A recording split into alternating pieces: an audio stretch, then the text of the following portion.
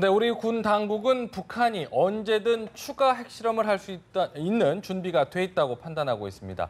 북핵 위협은 날로 고조되고 있는데요. 명확한 해법은 보이지 않는 것 같습니다. 네, 우왕좌왕하는 사이에 김정은이 시간만 벌어주고 있다는 지적도 제기가 되고 있는데요. 오늘 두 분의 전문가와 함께 이야기 나눠보도록 하겠습니다. 강석승 경기대 정치전문대학교 대학원 교수, 또 문근식 국방안보포럼 대외협력국장과 이야기 나눠보겠습니다. 안녕하세요. 어서 오십시오. 안녕하세요. 안녕하십니까. 강 교수님께 먼저 좀 여쭤볼까요? 어제 이제 사실 박근혜 대통령과 여야 3당 대표가 모여서 북핵 관련해서 좀 긴급 회동을 가졌습니다. 네. 논의를 좀 가졌는데 사실 북핵 규탄이라는 거에는 한 목소리를 좀 내긴 냈습니다만 방법론에서는 좀 시각차를 좀 보인 것 같아요. 오히려 이제 이런 정치권의 어떤 다른 목소리가 좀 더 우려스럽다 이런 지적도 있거든요. 어떻게 좀 보셨나요? 네, 그렇습니다. 지금 지적하신 대로 어저께 박근혜 대통령께서 여야 대표들을 만났지만은 북핵 문제에 공동으로 대처하자 하는 데는 일단 공감대를 형성을 했지만 그 외의 문제에서는 현격한 시각차를 드러냈죠. 네. 아주 대표적인 게 바로 이 북핵 문제에 공동으로 대처하기 위해서는 우리가 안보 태세 같은 거 확립하고 또 북한에 대한 압박과 제재를 더 강화해야 된다. 이렇게 박 대통령께서는 지적을 하시니까 또 야측 대표께서는 이럴 때일수록 대화를 또 해야 된다.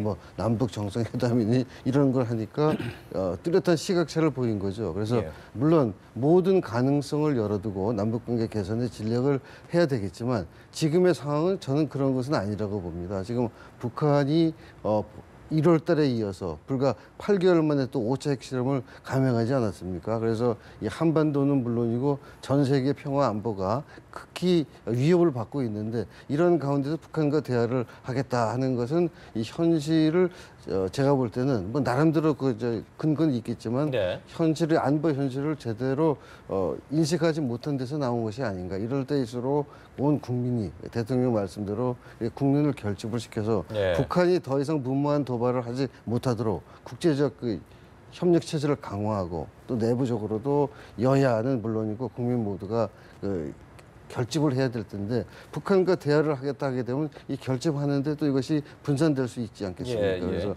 제가 보기에는 좀 그거는 현실과 맞지 않는 것이 아닌가. 주관적으로 그렇게 생각을 하고 있습니다.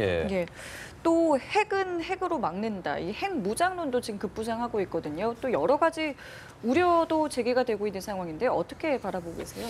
요즘 국민들이 뉴스를 보기를 상당히 싫어한답니다. 계속 악재가 터지니까 핵 문제, 뭐 지진 문제까지. 그런데 어제 같은 경우도 만났으면 뭔가 좀 속 시원하게 이렇게 좀 국민들 피부에 닿아야 되는데 계속 논란만 하다 헤어진 것 같아요. 지금 핵무장 문제는 계속 부각되고 있는데 핵은 핵으로 막는 게 답입니다. 그럼 모든 것이 해결될 수 있어요. 근데 지금 우리는 뭐 정책 기조가 핵무기는 안 갖겠다고 했으니까 차선이 뭐냐 여기까지 토의를 해야 되는데 어제 같은 경우도 사실 안보 문제는 여당이 충분히 주도를 해야 돼요. 대안을 여러 가지 가지고 야당을 설득할 수 있어야 되는데 어제 보니까 대안이 별로 없어요. 그래서 지금 거론되는 것 중에 전술의 핵무기라도 1차적으로 배치하자. 왜냐하면은 핵무기는 핵으로 대항한다는 거고 일단 핵무기를 사용 못하게 하는데 1차적인 목표가 있어요. 근데 전술 핵무기는 사실상 1992년 이전에는 여기 1000여 개 배치했는데 우리 한반도 비핵화 선언하면서 다 철수했단 말이에요. 그러나 지금 그때는 북한에 핵무기도 없었어요. 그러나 그때는 배치해놓고 지금은 핵무기를 개발한 상태에서 지금 다시 들어오자는 데서 이견을 하는 거는 이건 이해할 수 없고 그다음에 핵무장도 우리가 충분한 능력을 가지고 있어요. 그럼에도 불구하고 우리는 그동안 인내심을 발휘해서 핵 폐기하도록 그 방법을 계속 했는데 외교적으로 노력했지만 안 되잖아요. 그러면 외교적으로 안 됐으면 이제 군사적으로라도 우리가 대비를 해야 국민들이 편안할 거 아니냐. 굉장히 불안하잖아요. 이런 상태에서는 핵무장도 일각에서는 조건부 핵무장을 하자. 우리가 시작을 하다. 단 너희들이 폐기하면 우리도 안 하겠다. 그래서 우리가 주도적으로 나갈 수 있는 카드가 있어야 되는데 그런 카드가 없이 계속 미국과 중국과 눈치 봐고 지금 이런 상황에서 시간만 가고 있어요. 그 상황에서 북한 김정은은 지금 즐기고 있습니다. 꽃노릇패를 가지고. 바람만에 툭 던지고 핵실험 한번 온 나라가 뒤집어지고 이런 상황이라 그래서 이제 다각적으로 중요한 아이템을 선정하고 거기에 대해 논의해야지 가서 뭐 지금 북핵 위기가 한데 뭐 의견이 있느냐 이런 식으로 하면 저는 이건 공연불이라고 봅니다. 근데 이제 핵 무장론에 이제 공감하시는 분들은 이제 그런 말씀들을 하시지만 반대하는 입장에서는 과연 북한만큼의 수준을 따라가려면 지금 시간이 어느 정도 충분하느냐 그런 얘기도 하나 하고 또 말씀하신 대로 주변국에서 어떻게 용인을 하느냐 우리가 핵을 갖는 거에 대해서 어떻게 생각하느냐. 근데 무엇보다 중요한 게 이제 핵을 핵으로 막는다는 논리 자체가 북한의 논리 아니냐. 우리가 북한의 논리를 똑같이 따라가는 것 아니냐. 이런 지적도 있거든요. 자, 우리 유럽을 보자고요. 유럽. 영국하고 프랑스가 그동안 핵무기를 안 가졌었는데 자, 이제 러시아가 예를 들면 러시아가 우리 런던이나 프랑스, 파리를 공격하면 미국이 해주겠느냐. 이런 절박한 심정에서 수많은 반대에도 불구하고 예. 지금 핵무기를 배치하고 최소한 SLBM의 4척을 만들어가지고 지금 바다에 숨겨놨어요. 그런 이후에는 뭐 군축, 뭐 여러 가지 돈 안 써도 돼요. 그런 절박한 심정이요. 이스라엘, 파키스탄 이런 데도 국민의 생존을 위해서 죽고 사는 문제이기 때문에 하는데 그 여론이 형성이 되면은 어쩔 수 없어요. 자, 우리가 지금 죽게 생겼는데 미국, 중국의 눈치를 봐야 됩니까? 그럼에도 불구하고 우리는 국제법을 위반하지 않는 범위에서 하겠다. 네. 그런 거예요. 그래서 여론이 일단 잘 조성이 돼야 되고 국민들이 지금 반대하는 사람들 입장을 보면은 그 사람들한테 물어보면은 미국을 어떻게 설득해 봤느냐 한번 물어보고 싶어요. 설득한 적이 없어요. 단지 뭐 미국이 반대하면 못할 것이다. 지금은 안보 환경이 완전히 달라졌어요. 핵무기를 가질 때와 북한 핵무기를 가질 때와 안 가질 때를 확실히 나눠가지고 예. 그 전의 전략과 지금 상황은 틀리다. 요거를 분명히 이해를 시켜야 됩니다. 예. 자, 저희가 좀 앞서 화면으로 좀 보여드렸는데 미국의 전략 폭격기죠. B1B가 오늘 한반도에 전개가 됐습니다. 당초 어제 이제 전개가 되려고 했는데 기상 악화 때문에 이제 하루 늦은 오늘 됐는데요. 이 기상 악화 때문에 하루 늦은 걸 가지고 좀 벌써부터 얘기가 좀 있습니다. 어떻게 보셨어요? 네, 뭐 얘기의 논점은 그게 되겠죠. 기상 악화를 가지고 이 출격을 못했다 하는 예. 것은 유사시에도 어떻게 제 그렇죠. 기능을 발휘하겠느냐 하는 게 그렇죠. 사실 이제 그게 요점이겠죠. 예, 부정적인 요점인데 네. 일단은 출격을 오늘 하기로 하지 않았습니까? 그러니까 무슨 기상 악화 말고도 내부적인 사정이 있겠죠. 일단은 출격을 하는 이유가 바로 북한으로 하여금 무모한 도발을 하지 못하도록 억제하는 효과가 있는 거 아니겠습니까? 하루 정도 시차가 났으니까 오늘이라도 출격을 하면 북한이 상당히 두려워하는 전략 무기 중에 하나가 아니겠습니까? 예. 그러니까 일단 북한에 대한 시위 효과는 충분히 있을 것이고 예. 또 억제 효과를 우리가 발휘할 수 있을 것이다 보니까 오늘이라도 예정대로 출격을 하면은 지금 도착을 했습니다. 네, 도착했습니까? 도착했죠. 네. 좀 전에 저희가 좀 예. 보여드린 지화 장면이 이제 오산에 도착하는 장면인데요. 네, 네. 그런데 이제 말씀하신 예. 대로 뭐 오늘이라도 왔으니까 북한의 어떤 무력 시위하는 모습을 좀 보여줬기 때문에 억지력이 좀 있다라고 얘기하지만 극단적인 상황을 예를 들면 어제라도 만약에 북한이 도발을 했다면 어떻게 대응을 할 것이냐 이런 문제 제기를 하고 있는 거거든요. 자, 뭐 일부에서 우려하는 사람들이 지금 전술핵을 배치하자, 핵무장을 예. 하자 이런 얘기는 여기에 반대하는 사람들이 하는 얘기는 한미 동맹을 강화하자. 예. 돈도 많이 들고. 그러나 어제 같은 경우는 한미 동맹을 불신한 대표적인 사례가 될 수 있어요. 여한 상황이 되고 일단 출격하겠다 했으면 했어야 돼요. 네. 그러나 북한은 단추 하나 돌리면 수분 내에 여기 이제 핵 폭탄이 터지는데 그 상황이 다 종료된 후에 오면 뭐 합니까? 이런 것부터 불신이 시작되는 겁니다. 네. 그래서 앞으로 말로만 했던 그 한미 동맹을 이제 한층 강화하자는 얘기예요. 전제 조건은 북한이 핵을 가졌다는 데서 시작을 해야 됩니다. 예, 예. 그동안에 여러 북한이 계속 핵을 포기할 것이다. 이런 가정에서 논의된 거 이제 다 폐기 처분하고 이제는 핵을 가졌다는 전제에서 출발해서 상의를 하고 대안을 마련해야 된다. 그런 차원에서 어제 같은 경우는 한미 동맹 허점 네. 이것이 드러났다 이렇게 볼 수 있습니다. 그렇군요. 이 B1B를 아예 한반도에 상주시키면 어떠냐는 이야기가 있는데 이게 가능성이 있습니까? 순환 배치하자는 의견이 많아요.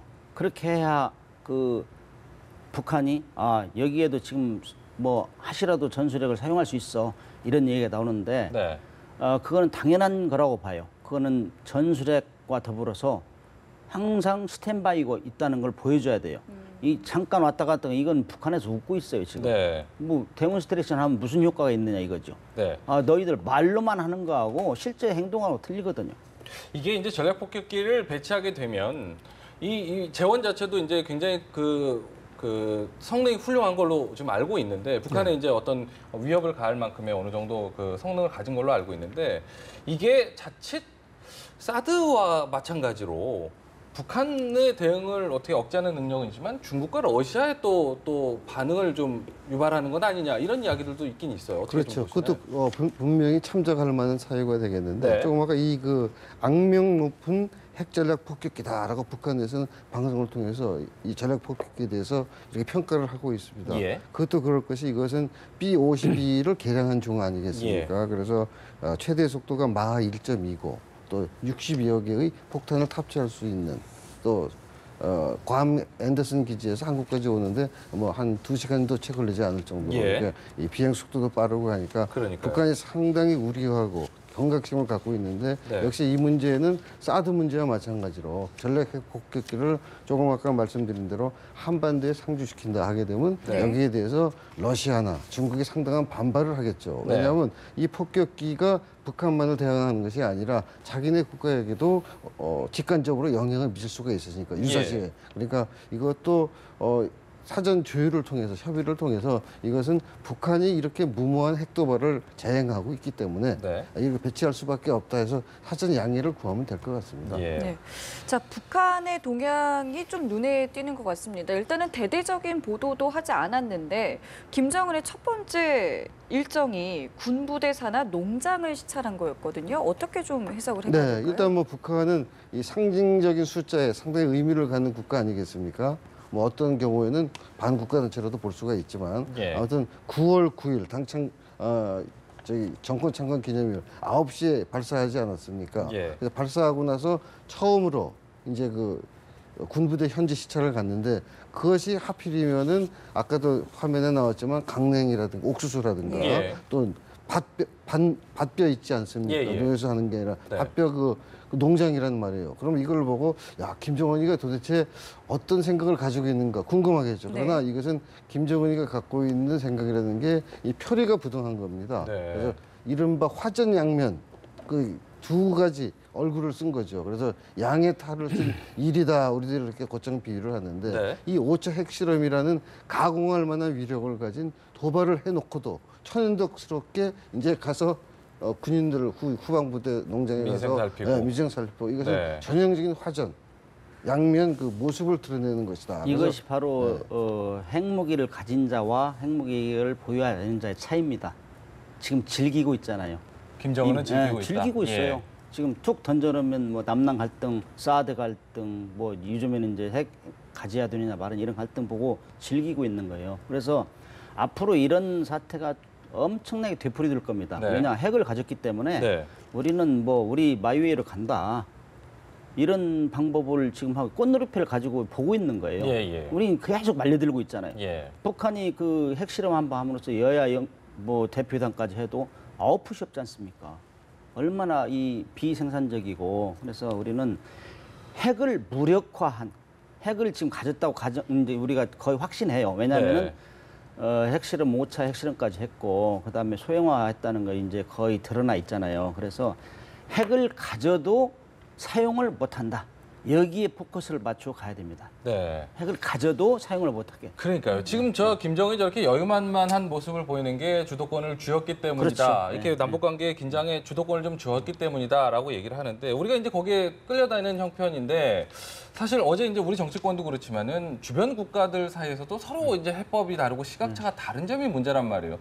미국도 다르고 중국도 의견이 다르고 이러단 말이에요. 여기에서 우리가 이제 김정은이 저런 시간만 벌고 있는 게 아닌가, 이걸 즐기고 있는 것 아닌가 이런 생각을 좀 해봐야 될 것 같거든요. 국제사회 그다음에 동맹 관계는 하시라도 국익에 따라서 변경될 수 있어요. 예. 그래서 우리가 자주국방 40년을 이뤄왔는데 예. 그래도 재래식 무기에서는 이제 북한을 압도할 만큼 됐다. 이런 상황에 핵을 가져버리니 예. 이 균형이 깨져버린 겁니다. 네. 그래서 앞으로 전술핵 배치를 통해서 저는 이 견제를 해야 되고 핵을 사용하지 못하도록 해야 되고 네. 그 이면에는 우리도 이제 북한은 딱 지금 정해져 있어요. 다른데 이 투자할 여력도 부족합니다. 사실은 네. 돈도 없고 그래서 핵과 미사일로 우리는 완전히 리드하겠다. 그러면 우리도 거기에 위협축을 맞추고 핵을 저지 못하게 하면서 우리도 이제 돈을 너무 많이 쓰면 안 되죠. 원래 방어하는 사람 돈이 훨씬 많이 듭니다. 네. 그래서 우리 재래식 무기는 약간씩 감축하면서 자주적으로 억제할 수 있는 능력을 확보해야 됩니다. 언제까지 우리가 미국하고 중국 가서 이 틈바구니에서 고민해야 됩니까? 우리가 국력이 시약이 10위예요. 그리고 우리 정말 우리 이 없는 나라에서 얼마만큼 노력했으면 이 쌓아놓은 공든탑이 한순간에 무너진다고 잘못하면. 그래서 네, 네. 우리가 이런 절박한 상황을 국민들이 잘 인식하고 왜 핵무장 얘기가 나오느냐. 이건 우리 돈도 세이브하면서 안전을 지키기 위한다. 이런 계속 홍보를 해야 됩니다. 예. 자, 이런 와중에 지금 중국 같은 경우에는 남중국해에서 대규모 훈련에 도입을 했습니다. 이렇게 되면 이제 미중 간의 갈등은 더 격해질 일만 남은 게 아닌가 싶거든요. 네, 그렇습니다. 지금 뭐 이렇게 북한이 핵실험을 잇따라 하고 있고 네. 또 이제 사드 배치도 이제 결정이 된 거 아니겠습니까? 예. 아직 들어오진 않았지만 예. 이러다 보니까 중국과 러시아, 특히 이제 중국이 상당히 민감한 반응을 보이는 거죠. 자기네들도 이제 G2 국가로서 무언가 좀 보여줘야 된다 하는 것이 조금 아까 말씀드린 그런 훈련 같은 걸로 지금 나타나고 있는 거죠. 그래서 네. 그 무력 시위를 함으로 인해서 미국이나 또 북한에게도 간접적으로 자꾸 이렇게 극한으로 치닫지 말라. 예. 우리도 이런 걸 가지고 있다. 그래서 아마 그 경고의 의미를 주는 것이 아닌가 저는 그렇게 평가를 하고 싶습니다. 네. 저희가 앞서서 이제 워싱턴 특파원의 리포트를 통해서 그 미국의 한 원자력 전문가 이야기를 좀 전해드렸는데 북한이요. 이제 그 개발한 핵무기를 가지고 테러 집단에게 팔아넘길 가능성도 있다. 이 부분도 좀 우려할 부분이다. 이렇게 지적을 했거든요. 어떻게 좀 전망하세요? 핵무기를 가지고 있는 나라들의 가장 관심사 중에는 그걸 통제하는 거예요. 네. 항상 제1번으로 여기는데, 자, 우리가 지금 북한에 뭐 김정일을 참수작전한다, 지휘부를 공략하겠다, 뭐 이런 압박을 하잖아요. 예. 자, 북한의 김정은이는 32세의 젊은 지도자예요. 예. 얼마만 경험이 있을 것이며 정말 심리적 갈등이 있으면은 언제 어디서 어떻게 지시할지 모릅니다. 그것이 불안한 겁니다. 예. 그리고 자기가 이 코너에 몰리면은 그런 쓸 수 있어요. 자기가 직접 안 하더라도 테러 집단에 팔아넘길 수 있는 것이고, 그거를 우리가 무력화시켜야 된다는 차원이죠. 예. 그거는 가능성이 있는 얘기입니다. 예, 그렇군요. 자, 이런 가운데 이제 북한이 중국에 사전 설명을 했었다. 이 5차 핵실험을 앞두고 사전 설명을 했었다는 일본 언론의 보도가 나왔거든요. 어떻게 실제로 좀 가능성이 있다고 네, 보십니까? 일단 뭐 공식적으로 확인된 건 아니지만은 그 핵실험하기 하루 전에 일단 그 사전 통보를 했다 이런 얘기가 지금 네. 흘러나오고 있지 일본 아사히 않습니까? 보도로 저희가 전해드렸죠. 네, 그런데 이 보도라는 게 실체를 확인하기 굉장히 어렵지 않습니까? 예, 예. 우리가 기억나는 게 중국의 입장이라는 것은 김정일이가 살아있을 때 중국에 가지 않았습니까? 중국에 가서 대련에 가서 뭐 호텔에서 쩔뚝쩔뚝 거리면서 걸어 나오는 모습이 우리나라 TV에 다 나왔는데도 예. 그때 중국 외교부 대변인이 뭐라 그랬습니까? 우리는 김정일의 방중과 관련한 어떤 정보도 가지고 있지 않다. 그래갖고 우리 국민들이 상당히 울분에 떨게 했는데, 일단 뭐 제가 볼 때는 사전에는 중국에게만은 통보를 해준 것으로 일단 추정할 수 있겠습니다. 네. 오늘 한국과 미국이 육자 수석 대표들과 회담을 좀 하지 않았습니까? 예. 어떻게 뭐 과연 실효성 있는 좀 대안이 좀 나올 수 있을까 좀 싶기도 하고요. 짧게 한 말씀 저는 부탁드릴게요. 희망이 별로 없다고 봅니다. 우리가 지난 날을 돌이켜 보면은 예. 육자회담이 2003년도부터 시작했는데 지금 하나 그 성과가 없어요. 예. 그래서 저는 지금 이 시간 이후부터는 육자회담 말을 없어졌으면 좋겠다. 다른 그렇게 얘기하고 싶어요. 너무 예. 과학해지면 모르겠지만 네. 그다음에 자, 중국이 지금 우리한테 우리 협조를 구할 때 응할 거느냐? 이거는 대북 제재할 때 얼마만큼 협조했습니까? 예. 중요 하나만 찾아내면 가장 베스트예요. 하나도 안 했어요. 그다음에 사드 문제, 오히려 미국이 위협했기 때문에 그렇다. 이렇게 논리를 펴고 있는데 네. 중국의 협조를 기대하기 어렵고, 그 육자회담도 지금 중국하고 미국하고 우리하고 셋만 이렇게 하는데 하나도 그 생산적인 얘기가 없었어요. 그동안 14년간 해오면서. 네. 그래서 이제는 그런 채널은 실패했으니 다른 방도로 우리 자구책을 구하면서 외교적이 차선책이 돼야 된다 이렇게 봅니다. 예, 알겠습니다. 네, 오늘 두 분 말씀은 저희 여기까지 듣도록 하겠습니다. 지금까지 강석승 경기대 정치전문대학원 교수, 그리고 문근식 국방안보포럼 대외협력국장과 함께했습니다. 고맙습니다. 네, 감사합니다.